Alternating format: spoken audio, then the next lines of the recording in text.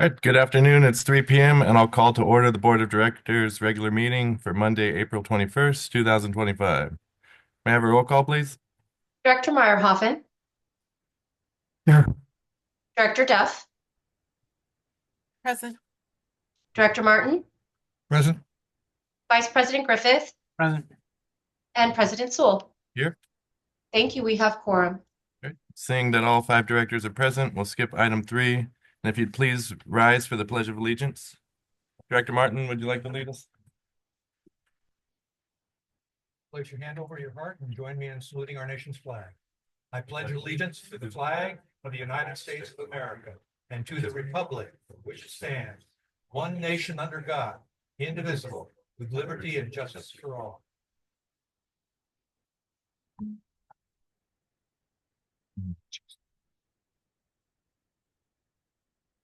Item 5, Rules of Procedure, Council.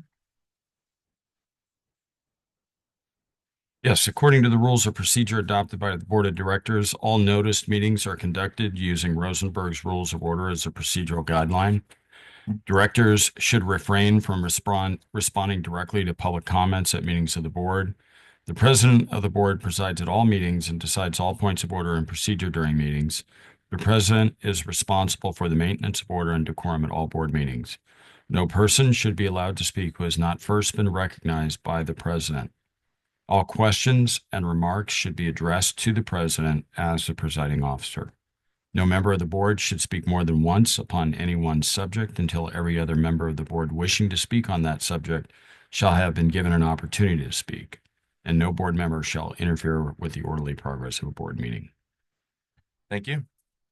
Item 6, public input. This is the opportunities for members of the public to address the board on matters within the board's jurisdiction. Please limit your comments to 3 minutes or less. State law prohibits the board from discussing or taking action on any item not listed on the agenda. Do we have any members of the public wishing to address the board? President Sewell, we do not. Okay, thank you.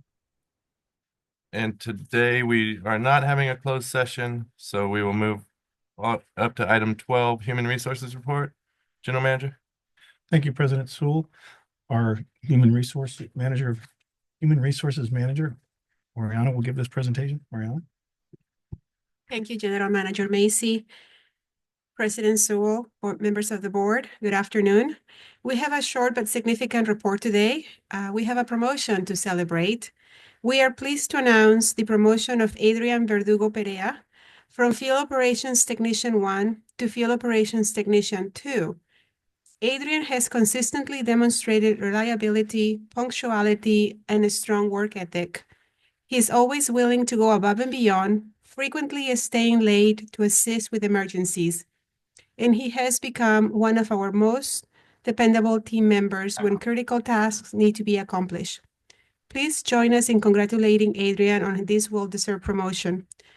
To share more about Adrian's contributions, we now welcome Field Operations Superintendent Jeff Nutter.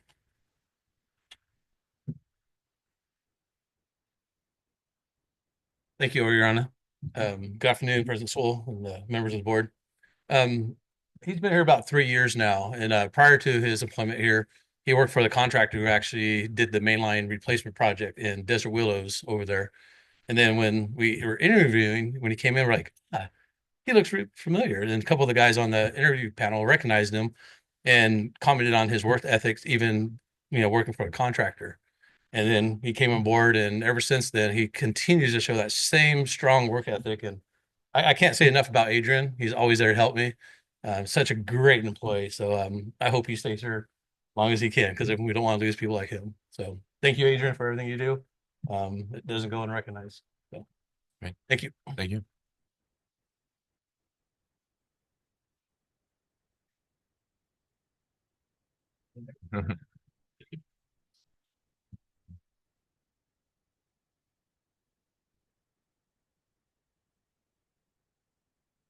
Afternoon. I just want to say thank you to everybody, and very happy this promotion, and thank you. Great. Well, congratulations, and I hope we see you continue to get promotions and stick with us for a long time. So thank you. Thank you, Adrian. This concludes today's Human Resources Report. On behalf of the management team, We extend our sincere appreciation to all employees for their ongoing dedication and commitment to the district and the community we serve. Thank you. Thank you. Any comments from the board? I appreciate your good work ethics. Hard to come by. Well, congratulations, and then also congratulations to our anniversaries where we have no milestones, but some long years on there. So thank you.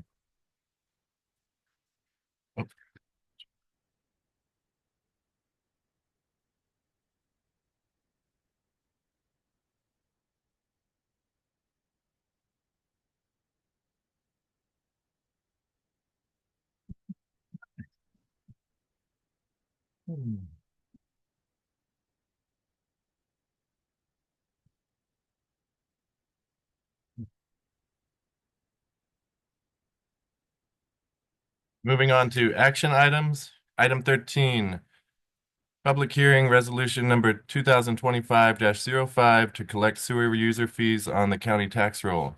This is a time and place fixed to solicit the public's input in respect to Mission Springs Water District making determination to collect sewer user fees on the county tax roll for the fiscal year 2025-26. The public hearing will be declared open and staff will give their reports. I will then call for comments from the public. During this time, there will be no back and forth conversation between the public and the board and staff. All questions will be noted and will be addressed after all public comments have been received. The public hearing will then be closed and the board may have a discussion if necessary. I declare the public hearing open. Secretary's report, please. Notice of public hearing was posted to the Desert Sun on April 8th and April 14th, 2025. As of this afternoon, there have been no comments or protests on this item. Thank you. And we have a staff report. Yes, just very quickly, we talked about this a little bit on Thursday. But first of all, this does not change any sewer rates, just the way we collect the sewer rates.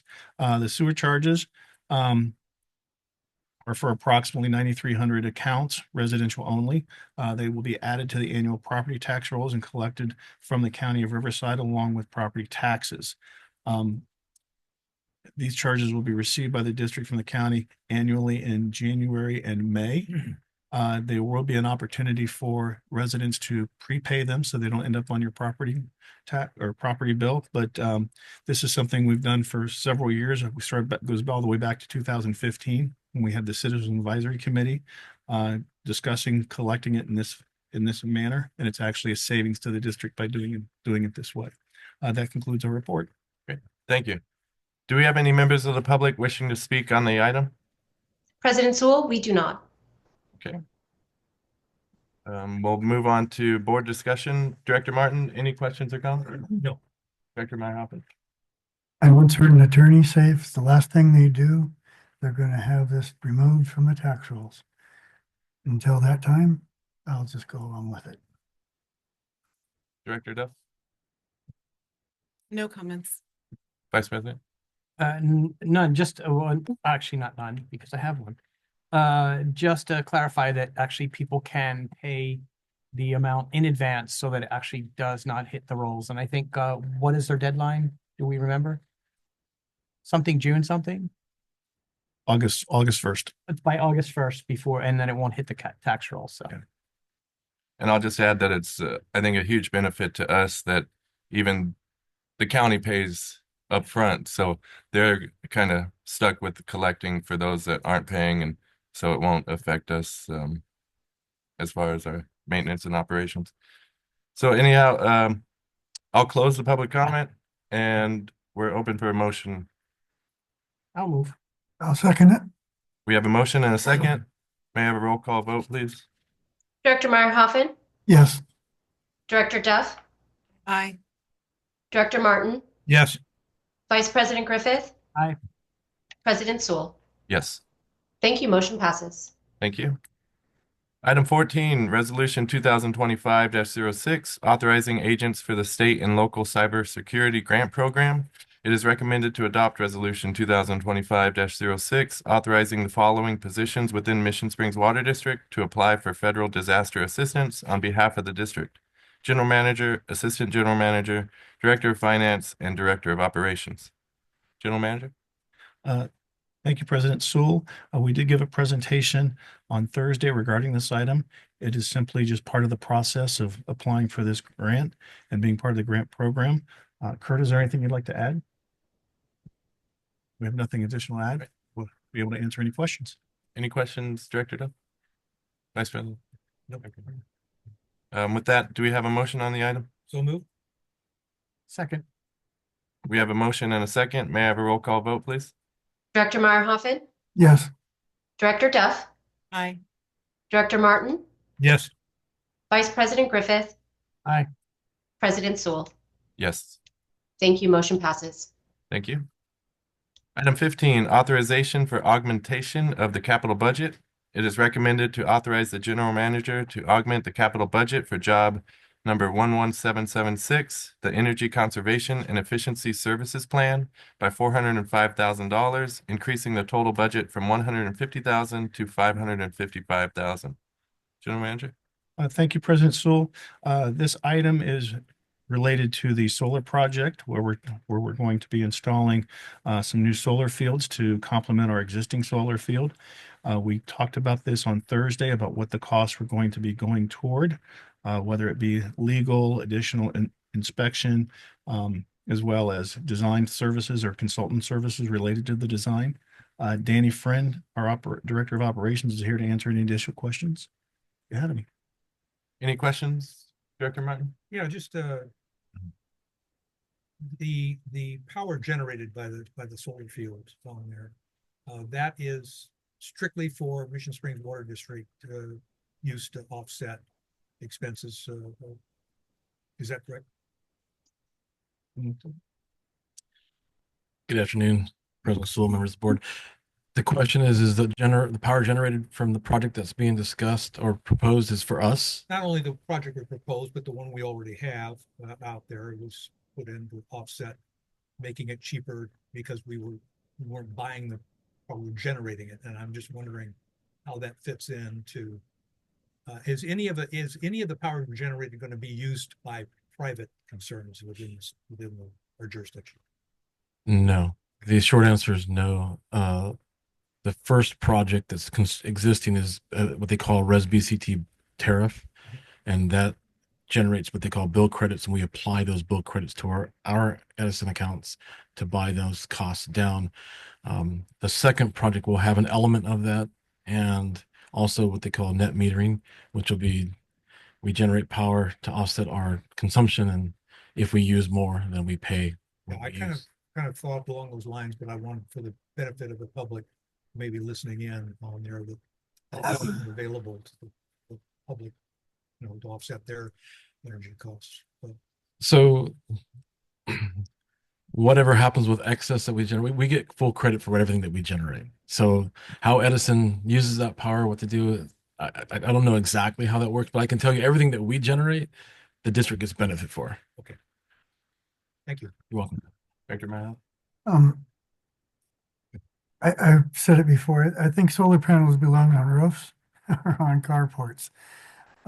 There's complaints already. I hear once in a while about the solar panels on Dillon Road. And in the beginning, I was for this because we weren't going to use some of our prime property that could be used to expand in the future with whatever may come with the water or sewer that we may need that property. So to tie up that prime property for something you can't build on any longer and just have the panels, and like I said, I'm not gonna, that's all I have to say. If I may, I know there wasn't a question there, but I just like the That was a the 1 footprint that's on existing that's going to remain will be the Horton plant. So with the regional plant, there is no real plans to expand the Horton plant from a treatment perspective, possibly from a perspective of recycled water, but there's plenty of footprint remaining on that site to be able to address that. As far as the other property where our existing solar is, that was purchased, or that was made primarily for solar. So when we did the lot line or the lot line adjustments to create the 3 parcels, those parcels north of 19th were dedicated to solar. I understand that, but there on Dillon Road, that was a nice location to put a building, retail, commercial, whatever. So we kind of tied that up and people are gonna have to look at solar panels for a long time. As far as the future plans go, maybe that was the plan. Maybe we should have looked at it a little different. I know that the cell tower next door to us here really kind of put a kibosh on where the critical service center should go because there was no plans to expand. So you, up to you guys. That's all I have to say about it. Director Duff, any questions or comments? When we spoke at the study session, you were not sure if Kenwood Energy was going to be coming back with an increase to their contract. Were you able to get any clarification as to whether or not they think their current contract will see them through the changes to the plan as far as their consulting contract, or do they see needing to increase theirs as well? Director Duff, I did not ask that. We met Thursday morning prior to our study session. We meet again. We still talk. We talk daily, but I have not had that opportunity to ask yet. Okay. Thank you. Thank you very much. Vice President? And just a quick question on the area right next to our existing solar. That's not taking up any of the footprint of the Nancy plant if we do. I know we've talked about doubling capacity way down the road to 3 million gallons. It's specifically there so that we don't take away from any future expansion. So that everything that was talked about for future expansion, it still has that footprint. Great. Thank you. Do we have any members of the public wishing to speak on item 15? President Sewell, we do not. And with that, I'll make a motion to approve item 15. Do we have a second? Second. We have a motion and a second. May I have a roll call vote, please? Director Meyerhoffen, No, Director Duff, Yes. Director Martin, Yes. Vice President Griffith, Yes. President Sewell. Yes. Thank you. Motion passes. Thank you. Item 16, acceptance of the 2025 water and wastewater master plans. It is recommended that the Board of Directors receive and file the 2025 water and wastewater master plans and use the 2025 water and wastewater master plans as documents for developing capital improvement project schedules, policies, and budgeting guidelines. General Manager. Thank you, President Sewell. On Thursday, we gave a presentation on both the water and the wastewater master plans. We also additionally continue to talk about some of the things we brought up in several of our workshops. There is in your board packet both plans. Also on the Eric Weck, the Director of Engineering Manager. Eric, do you have anything to add? No, sir. Other than in full disclosure, I did notice that some of the page numbers might be a little off. And I think it's in section 1. And we are currently working through that now through the Microsoft Word program. But everything else, all the other changes that staff and the consultant, Jennifer and John, in talking with them, all those other changes have been updated in those documents. Great, thank you. Did we have any questions or comments from the board, Director Martin? No. Director Meyerhoffen? Director Duff? Vice President? Yes. Did we ever get clarification on CIP 15? Yes, I believe in the the study session from last week, it was discussed about whether or not it could move up, and the answer is yes. It's just because it's in further in the future. It doesn't mean that as grant monies or other monies become available that we can't pull it and bring it forward to get it completed sooner. Okay, thank you. Yes, sir. And then my only real question is just, is this going to be a working, like, live document as years progress? I'm not sure when the last time we did a whole water and wastewater master plan, but will this be something that's constantly evolving? Yes. Yes, sir. Sorry. Go ahead, Eric. Yes, sir. It will be a living document. It will be updated as needed. And I believe the last time we did a water and sewer master plan was 2008. Yeah, I think that's right. Okay. And I'm also joined by Jennifer from MCS Consulting and John from I'm not even going to bother to try to pronounce the consultant name. John, go ahead and introduce yourself, please. Yeah, thank you. John Wells from DePuja and Wells Consulting. Thanks. Thank you, sir. And yeah, we're open for any questions here. I think that was all. No other questions? Okay. No. Thank you. I think it's a great document. It's a huge benefit to the board to just have this level of detail, but I think if it's going to be a live document for staff to be able to reference it is a great thing. So do we have a motion to approve? I will move. And I'll second. We have a motion and a second. May I have a roll call vote, please? Director Meyerhoffen, Yes. Director Duff, Aye. Director Martin, Yes. Vice President Griffith, Aye. President Sewell. Yes, Thank you. Motion passes. thank you. Item 17, contract amendment number 2 with Tom Dotson and Associates for on-call environmental consulting for preparation of California Environmental Quality Act documents of the Groundwater Quality Protection Program.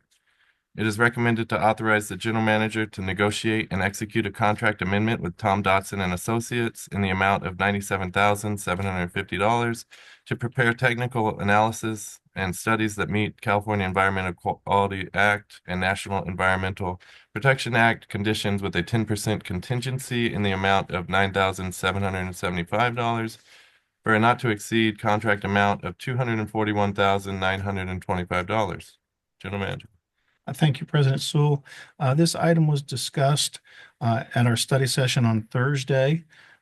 Just as a reminder, this particular project is to refresh the environmental documents that were prepared about 11, 12 years ago as part of the Groundwater Quality Protection Program. We're now going through the process for areas A and G, and one of the things that came up was you need to refresh these every 5 years. So we decided to do all of them just to make sure they all get to the same location. I believe this will include everything except for area K, because K has not been designed yet because we don't have the sewers to actually tie into that. So we'll be designing that one next. Eric Weck is our engineering manager. He provided that presentation. Do you have anything to add to your presentation from Thursday? No, I do not. So we're available for any questions. Thank you. Director Duff? Vice President? Nope. Director Martin? No. Director Meyerhoffen? And I'll stick with that and no questions. So thank you, Eric. Do we have any members of the public wishing to speak on the item? President Sewell, we do not. Thank you. With that, I'm open for a motion. We'll move. Who wants? Second. Did you get that, Dory?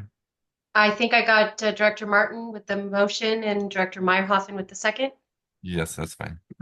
Thank you. And with that, may I have a roll call vote, please? Director Meyerhoffen, Yes. Director Duff, Aye. Director Martin, Yes. Vice President Griffith, Aye. President Sewell. Yes. Thank you. Motion passes. Thank you. Item 18, contract amendment with Downing Construction Incorporated and budget augmentation for the construction of the regional sewer conveyance line. It is recommended that the general manager be authorized to execute a contract amendment with Downing Construction for additional costs due to unforeseen tasks and field issues during construction of the regional sewer conveyance line for a not to exceed amount of $138,932.59. General Manager. Thank you, President Sewell. On Thursday, we discussed this change order item. Eric Weck, our engineering manager, provided a presentation. Eric, do you have anything to add? from Thursday? No, General Manager Macy, I do not. So we're available to answer any questions. Director Martin? No. Director Martin? Director Duff? Thank you. We talked about this at length on the study session, and I don't want to rehash anything old, but I do have a couple questions. When we had this original contract back in 2022, it was then it was for 100 and now I'm having trouble finding my notes here. Anyway, it then got a $500,000 change order.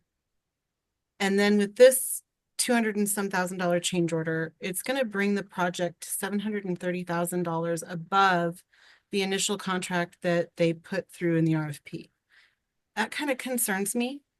And I don't want to rehash the Burrowing Owl and the SCE issues. However, I'm not really satisfied that these were new unknown issues that continued to extend. I also understand the rescouring depth of the Hillary results along the road there. But again, I thought those things were known at the last change order. Aside from that, I just want to know, are they with 100% confidence that they'll be able to complete this by May 30th? Or is there still a Burrowing Owl issue? Should this remain on hold and come back? Those are my questions. This is Eric. I think I can answer those questions. The work that remains to be done is for the diversion structure over by Horton. And as far as I know, there is no Burrowing Owl issues or accommodations that need to be made for this work. This is the last portion of work that needs to be done for the conveyance line. And I believe that should cover the information you asked Okay. for. Thank you. Thank you very much. So if we vote no for this, then you'll have to get another contractor and start the process over, and it'll take another 6 months, right? That is a possibility. We would be hitting the reset button with a new contractor. It would take time to advertise this section of work and then get the contractor on board, have the pre-construction meeting, and then so you were probably looking at maybe by the end of this year it would be complete. So I also want to say that we're about 3 to 4 months out from completing this work. Once we get the green light from the board of directors, we'll let the contractor know. They'll get started on procuring their stuff and mobilizing. And after that, it should take about 2 or 3 months for them to complete the work. Thank you. Any further discussion? Yeah, I thought the document said that they were going to be complete May 30th, but if what you're saying, given that it's mid-April, they would not be complete until the end of June then? Let's see, does that say that in the staff report? Not in the staff report, but when I was reading the contract. It's on page 258. 60 days, May 30th. That's the date of completion for the work. If the work extends out past that date, we can secure a no-cost contract extension. Just Okay. to keep them under contract officially, but with no additional cost for that. And then the last comment, I am sorry, I didn't bring Yeah. this up in my first go around, but the insurance statements that are in here are all expired. So I'm assuming they just didn't get updated in the contract. That is Because- correct. I'm sorry, Okay. go ahead. Because the employees' liability insurance and their bonds and all of their certificates of liability are expired. So as long as those have all been updated and we have those updated copies. They Yes. will be updated. Director Duff and staff is working with our contracts analyst to make sure that's taken care of, and she's on top of it. Okay, thank you. Anything further from the board? With that, I'll move to approve contract amendment with Downing Construction and budget augmentation, item 18. Do we have a second? Yes, second. We have a motion and a second. May I have a roll call vote, please? Director Meyerhoffen, Yes, Director Duff, No, Director Martin, Yes. Vice President Griffith, Aye.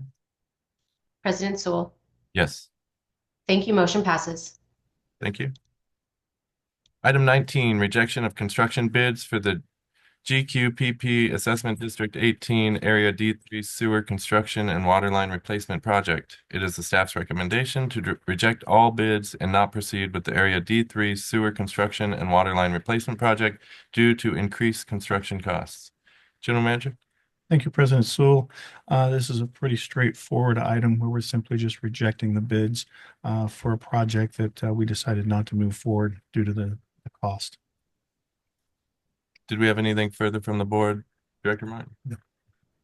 Director Duff? Vice President? No.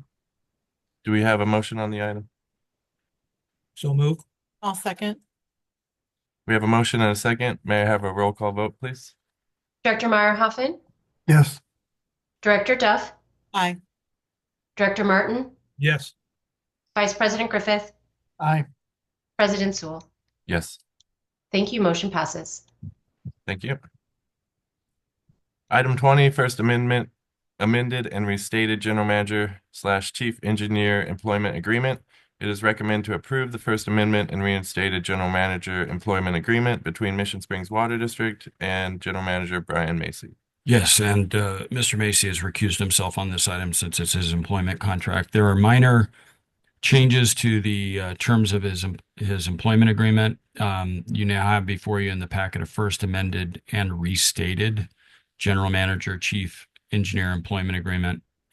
And the minor changes are in Section 1 or Article 1, adding 1 year to the term of the contract. So now it'll expire on February 8th, 2028. Previously, it was 2027.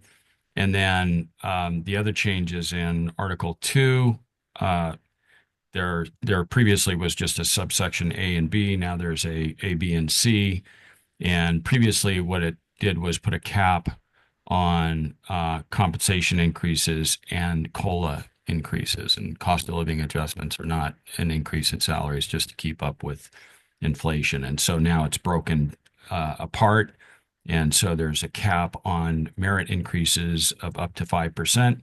And then in Section C, cost of living increases are now capped at 5%. So that's it.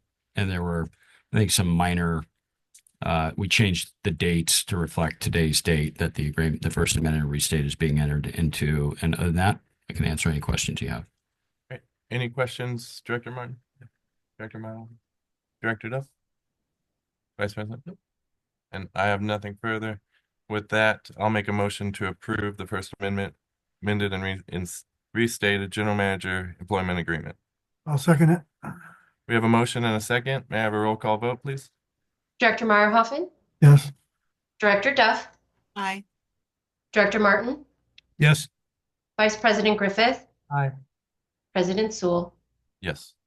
Thank you. Motion passes. Take just a second.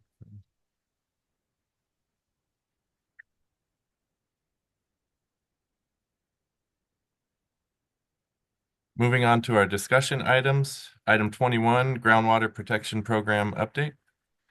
Thank you, President Sewell. Our construction management consultant, TKE Engineering, will be giving this presentation. Steve?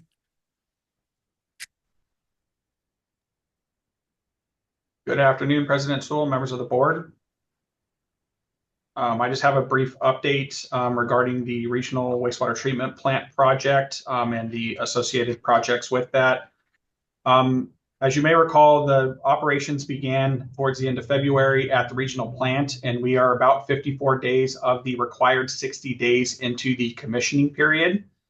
That commissioning period is going to end this Sunday, April 27th, and then that will start a 14-day plant performance testing period between Monday, April 28th, and I think the second Sunday in May. And during that 2-week period, the treatment plant will be required to meet all stipulations of the waste discharge permit with the Regional Water Quality Control Board. So far through March, we don't have all the numbers for April as we're kind of in the middle of the month, but so far through March, average daily flows have been averaging around 175,000 gallons per day. They've done startup and performance with each of the SBR tanks to confirm that they're able to operate. April sampling is still underway, but we don't have results even for some of the sampling that started at the beginning of the month. But all the preliminary sampling results, especially all those completed through at the end of February and through March, indicate that all required performance requirements of our waste discharge permit are being met. Operation staff began sending sludge through the belt filter press operations and actually coming up with our sludge cake to be exported off-site, and everything's been working fine with that. This last week, operations staff began doing what I'll call some additional testing on the plant, running different scenarios on the plant to determine how the plant would respond under different influent quality conditions, and really trying to dial in different set points with aeration and settling times and chemical dosing to kind of maximize plant efficiency, but also be prepared when they see any fluctuations on the flow or wastewater quality coming into the plant. The regional sewer conveyance line, you guys heard the item on the agenda today. Following approval, which we did just receive, the contractor will be notified to finish procurement of the electrical materials. They anticipate starting work within 2 months and being done towards the end of 3 months, maybe extending into month 4. Just kind of depends on how long it takes to get that electrical equipment. But the conveyance line is, the rest of the conveyance line, except for the Horton diversion, is complete operational, and there have been no issues with sending daily flows from that Dos Palmas lift station to the regional water reclamation facility. The third component of the project or the program is the Area M2 sewer. We have been working with the CEQA consultant. We received a couple comments back from the state regarding the M2 environmental package. And they had noted that there are some quantity differences between what was in the original CEQA prepared in 2019, excuse me, and what was prepared on the final plans that were updated in May of last year. So we've brought on the CEQA consultant to prepare updated air quality impact analysis based on some changes in the quantity, which resulted in, I believe, 20 additional working days to the project. While we don't anticipate that there's going to be any increase in the impacts of the project, we need the documentation to back that up to achieve state approval to move forward with bidding. We just finished the modeling changes last week. The district reviewed and confirmed those. We expect the modeling assumptions to be implemented this week with the modeling scenarios completed and receive a results report sometime in the next week or 2. From there, we will send that up to the state for review. And once we get their concurrence on the impact analysis, we do expect to receive their approval to move forward with bidding and ultimately construction of the M2 septic to sewer area. With that, I'll answer any questions the board may have. Thank you, Steve. Any questions, Director Duff? Vice President? Director Martin? And I have nothing further. Thank you for the update, Steve. Thank you. Item 22, Critical Services Center and Administration Building Update. Thank you, President. So just very quickly, we are working with our consultant to work on the design of the water main to the site, as well as some of the roadway improvements. They are also working on a development agreement that will enter in with the city to lay out any reimbursable items related to either the water main or the roadway improvements. We hope to bring that to you in May. That's what we have. Great. Any questions or anything? Moving on to our consent agenda. This month's consent agenda consists of item 23, approval of minutes, item 24, register of demands, and item 25, board compensation. And that item is, it is recommended to consider board compensation for the following event, the CWEA Awards Luncheon on April 24th, 2025. And that would be for all board members to attend. Did we want to pull either of those items, any of those items to discuss? I need to pull item 22. Okay. Okay. Oh, I think the minutes. Okay. Sure.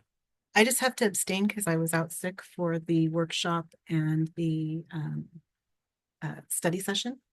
Oh. Although I watched them, I have to abstain from voting on the minutes because I was not. Okay. So should we do that one separately? No, you can, with that notation made, I think you can vote on the consent calendar with that you're abstaining from that item, right? Okay. And then Register demands. Okay, go ahead. I just have a question on page 5 of the register, which is actually page 299 of the agenda. There's 2 really large refunds, and I'm just kind of curious about how that happens. One is for $1,000. The other is for 1626. Said page 5. Page 5, yeah, it's the very first line is the $1,000 one, and then about almost halfway down is a 1626.73 refund. Refund. They seem awful large. Usually they're down a lot lower. So how does one? I'll have to look in that and get back to you. Okay. I don't want to speculate on where that's coming from or what the reason for Does that. that seem a little odd to you? Based on what I'm looking at, it looks like these are residential properties, which does seem rather high, but they also could be commercial, and that's why I don't want to. Okay. Some of the times when the commercial does get more expensive, and it would support something like this, but I don't know for sure. I'll Okay. get back to you. I'll send an email to the entire board All right. once I Thanks. get that answered. Any other discussion on consent agenda? Do we have a motion to approve? I'll move to approve. I'll second it. We have a motion and a second. May I have a roll call vote, please? Director Meyerhoffen, Yes. Director Duff, I with the abstention on 22. thank you. Director Martin, Yes. Vice President Griffith, Aye. President Sewell. Yes, Thank you. Motion passes. thank you. Item 26, Director's Report. Anyone like to go first? Go ahead. Yeah, it's kind of a busy month. And some of this information is going to be repeated, but because it was mentioned at the time it occurred, as opposed to waiting. So I'm going to be a little repetitious on a couple of these things. On March 2nd, attended the Desert Hot Springs Women's Club Fashion Show. Very well attended. A lot of elected officials were in attendance. Very stylish event. On March 4th, City Council meeting. It was a relatively short meeting, lasted about an hour. Mayor Mattis acknowledged the passing of Sabine Parleman, who was general manager of Agua Soleil Hotel, and she was a member of the hoteliers and a leader of Desert Hot Springs hotel businesses. They also announced a retirement of Frank Lucchino. And Gary Gardner, this is kind of interesting. Gary Gardner announced the forming of a ranger program to patrol public land in the Coachella Valley. So that's a regional, I imagine that was a CVAG issue. But at any rate, on March 6th, Desert Valley Builders Legislative is meeting. I've already mentioned previously, as CVAG was moving their headquarters, it still is in the planning stages, I guess. There were representatives from elected officials briefing. Ken Calvert's briefing was by Glenn Miller. March 18th, City Council meeting passed an urgency ordinance banning camping on public lands. That got a lot of notoriety in the press. They also improved an employment agreement with Doria Wilms as the interim city manager. On March 19th, Desert Valley Builders Association luncheon and meeting. That took place at the Palm Springs Surf Club. Any board members been to the Palm Springs Surf Club? That's really quite an impressive facility there, and a very nice restaurant and a lot of other water I don't want to call them rides, but yeah, but they it's a very, very impressive, if you get a chance. I'm sorry?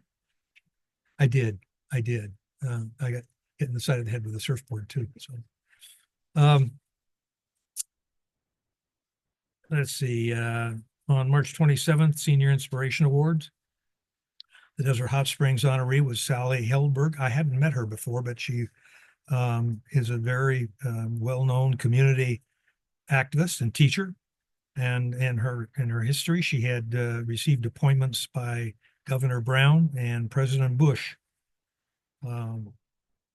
So that was a well-deserved inspiration award.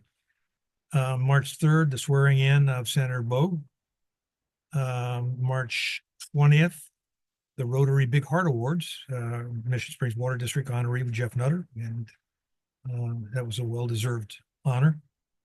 March 24th, Cabot Museum Foundation, the financial reports and events taking place at the museum in the coming weeks. March 25th, Desert Hot Springs Police Department Annex groundbreaking, another well-attended event. It's kind of odd because they combined the groundbreaking with the ribbon cutting, and generally that's ribbon cuttings. My understanding and everything I've ever been to is when it's finished and open for business. But anyway, they combined the two. And lastly, on March 28th, the Food Now Chili Cook-Off event at Palm Springs Arab Museum. There's a lot of good chili at that event. So anyway, that concludes my report. Thank you. Director Byhoven, would you like to? I don't have anything. I went to the groundbreaking and ribbon cutting for the police department. I think they probably did that so they wouldn't have to have two events for the same thing at different times. Maybe it was the photographer's eye. Ah, that explains it. Photographer's eye. Thank you. Director Duff? Sure. All right. So on the 5th, I attended an AWWA webinar on emergency preparedness for the distribution systems. It was presented by Sasa Tomik and Tom Walshy and Megan Roberts. They were talking about the deadlines to comply with the certified risk resilience assessment and to certify the emergency preparedness, the ERP. Which for us, I believe, are coming up June 30th, 2026 and December 30th, 2026. They gave examples of various ways to use hydraulic modeling for the purposes of emergency preparedness, talked about ways to look at your system. They offered multiple goals. I'm going to actually forward a checklist to our general manager to share. They had through various different sized organizations, they had created modeling that gave suggestions of like having 50% alternate supply of your wells and 60% of total storage available at a 40% PSI minimum pressure. And so there was a lot of extremely technical, detail-driven hydrological modeling discussions, but it was very, very interesting. And the checklist was something that I felt was wonderful for our staff. So I'll be sharing that later. On the 12th, I attended the same organization, chloride dioxide. Helene Barabo from the State Water Board and Zach Lee, senior process engineer, did most of the presenting of that webinar. I was interested in this particular webinar because they talked about how the chloride dioxide reacted with fighting against eutrophication and sulfites and things in the water. But after the presentation, it was very clear that the validity of that on-site generation of chloride dioxide is quite scary. And I think it's good we don't use that, at least from my perspective. On the 18th, I attended a CSDA grant funding and planning webinar that was put on by Jason Simey of CEM and Michelle Little of MWRP. It was a very large discussion regarding business continuity, questions to ask your business and to review as to are you ready to take any grant that comes out? So making sure that your every department has a list of grant ready projects so that you know right away if there's an IT grant or a transportation grant or a field grant that you have projects ready to go and can jump on them. I thought that was really interesting, but for the most part, I think that we're doing a really good job with the individuals we have on staff that are looking at our grants, but it was a great tip to be ready. On the 19th, new administration, new Congress, how to comply. This was a little bit of a repeat as it gave an introduction to all of our new administration members and leaders. However, one thing that I did find interesting was they went into a large discussion over the new administration's view on LIWOP and other comparable programs, as well as a review of their executive orders and the PFAS and fluoride in drinking water issues that this particular administration seems to still be concerned about, even though EPA isn't something that they're very focused on. I also attended on the 26th San Gorgonio Pass Water Alliance by Zoom, and that was attended by all of the normal Alliance players. There was a update presentation put on by Art Vela from the city of Banning on the Chromium 6 study that they have been participating in. They will be having to send out a lot of letters. The city of Beaumont is equally concerned as they share some of those areas. One of the things that he commented on that's increasingly frustrating to them is something similar that our AGM has talked about here, in that our water blends when it leaves the wells, and our system blends everything, which is a great way to dilute any wells that are strong in one way or the other in certain minerals. But what frustrates a lot of the water world is that they're forced to take these samples before that well water joins and dilutes with the whole system. So you're not testing your whole system of what's actually being provided to the customer, but that instead you're testing each particular well, which gives a bit of a skewed view as far as he's concerned. There's still a bunch of grant applications that we're all discussing, multiple water districts, a lot of stuff on hold, but then a couple of them that received payments and were really giving us all some hope. Let's see. I think that was it from San Gorgonio. And then the last thing I did was on the 28th, rethinking reserves. And this was a really interesting, I'm going to forward all of my board members the slides from this particular one. It was very interesting in as far as discussing how maintaining proper reserves relieves the organization's pressure for funding and for having money in emergencies or having money when you need something, and allows more wise planned decisions. So I think it was great leadership of our previous board to have had such large reserves in the plan. And that's it for me. Thank you. Thank you. Vice President? So on March 4th, I attended a DWA board meeting, and my notes here are very small. I have a notebook that I use to take copious notes, and I cannot find it. So I think the cat took it. So let's see if I can even read my writing. And I kind of made this deja vu. I don't know if I've talked about this before. They did a memorandum of understanding with Kern County to do some water banking there, kind of as a pilot. Very interesting conversation, very interesting concept. And so it'll be kind of interesting is the word of the day, to kind of follow that and see where that heads. Did the 5-year updated alternative plan for Mission Creek Subbasin, Coachella Valley Salt and Nutrient Management Plan, and the DWA Energy Resiliency Plan, which is kind of a pet project from Director McKenna, who's been pushing them to kind of do what we're doing, which is look at alternative sources of energy. Also did their meeting on the 18th, did a contract for radio towers at various sites to relay information. Their salary something adjustment, revised classification, salary, kind of what we all do every year. And then Victoria gave a federal update, which is pretty interesting. And I know I took a lot of notes, but I have no idea what it is here. So anyway, I also did the Aqua Legislative Symposium, and I have to admit, I did not attend much of the symposium itself. We actually had meetings with Representative Greg Wallace, as well as Senator Ochoa Bo, which took place mostly during the symposium. And they were very, very great meetings.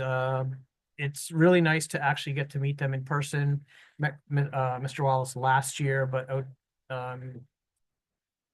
Senator Ochoa Bo was the first time. Very warm woman. She has having a town hall this Thursday, 6:30 at City Hall. If you have not signed up, I recommend you do. Very, very nice woman, and I am very happy that she's representing us in our state senate. So next thing I did was Riverside County Senior Inspiration Awards. Yes, Desert Hot Springs awardee was Sally Hedberg, who is a friend of mine, and she does a ton of stuff for the community. She has been doing the author series at the Friends of the Library. She's pretty much involved in almost everything, and it's really nice to see someone, especially of a later age, that is so involved and so energetic. And as she said, she sees all these seniors that are so sad they just sit around, and they all need to get out there and do some more things. So a very, very well earned award, and that was pretty much my month. You weren't looking at me when you were saying get involved. That's interesting. Well, no, I was looking at you when I said it's sad.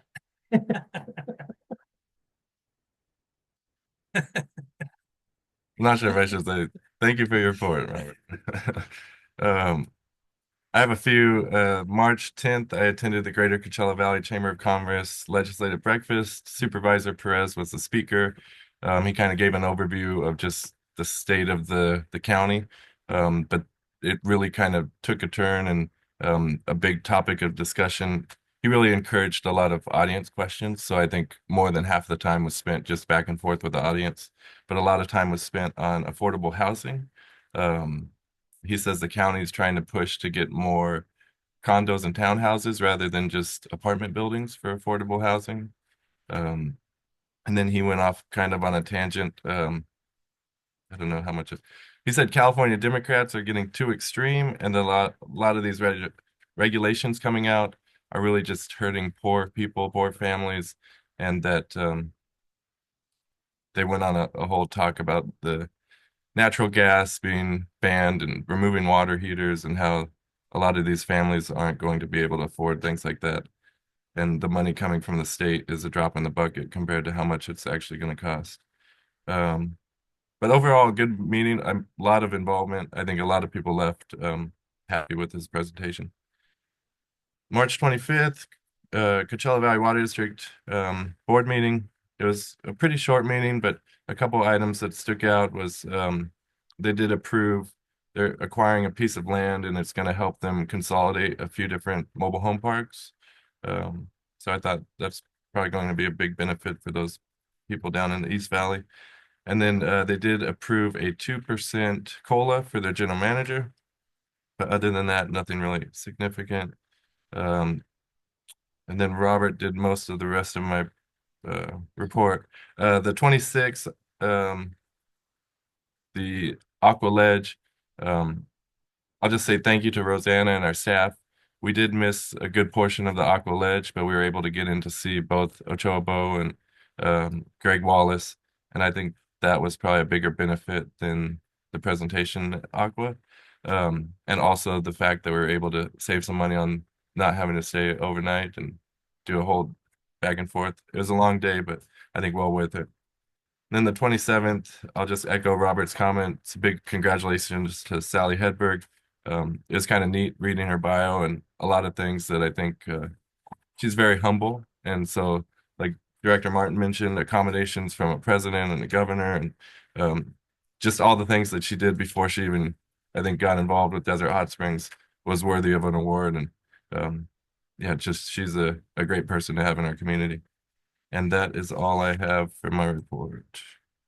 We'll move on to next page. General Manager's report. Did we still have well 42 for today? Yes, there's a couple different items, but first of all, well 42.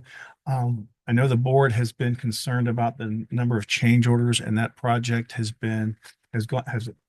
we've requested a change order before on that project. Right now, we are actively negotiating with the contractor on another change order related to some electrical items and escalation of costs, specifically wire and labor. But when a project's been going on that long, that's where we're sort of going back and forth of how much of that is really our responsibility because it's gone on for so long. So we are going through that. And we've heard the board loud and clear that we don't like change orders. We as staff don't like change orders, but this is something that right now is becoming to come to a head, and we hope to report positively next month. Also, On some good news, we did receive almost $4 million from the state for reimbursements 8 and 9. That brings the total outstanding from the state just less than 5 million, or just more than $5 million, which would be for payments 10 and 11. Payments 8 and 9 actually bring us up to date through the end of last year. So it's not, we were running 6 to 9 months. Now we're 3 to 6 months. So we're actually even less than that, just over 4 months on the first one. So we have been doing a better job asking for reimbursement, and the state has been providing us with reimbursement at a quicker pace. So that's a very positive thing. Lastly, I want to go back to a question about the refunds. Those 2 refunds were somewhat of an oddity. Somebody overpaid by $1,000 almost exactly, and they just didn't catch it. And then the second one, it was an error. Instead of paying $16, they paid $1,600. And so that's why the refund was that amount as well. So yes, they were just 2 overpayments by 2 of our customers, and that's why they were requesting a refund. That concludes my report. Right. Thank you. Did we have any questions for Brian? No. Thank you, Brian. Item 28, District Council comments. Nothing today. Thank you. Item 29, Director comments and requests. So general comments, future agenda items, and requests for future meeting compensation. Director Martin? No, nothing. Director Myhoff? I'll do it next month. Director Duff? Vice President? Yes. So I want to let everybody know that AB Assembly Bill 942 is up for vote on September 30th. This will actually change the current rules regarding solar, and it would basically eliminate NEM 1 and NEM 2, which we just went through this last year with a NEM 3. This would actually get rid of those also. And so I urge you, if you pay attention to these things, to please write your assembly member, write your senator. It will be in the Assembly Utilities and Energy Committee on April 30th for a vote. Tell them to vote no on AB 942. Save your rights. That's it. Thank you. And my only comment is just that we have our blood drive here on Wednesday, and there's still a few spaces left, I think, to sign up if anyone would like to donate them. And with that, the meeting is adjourned.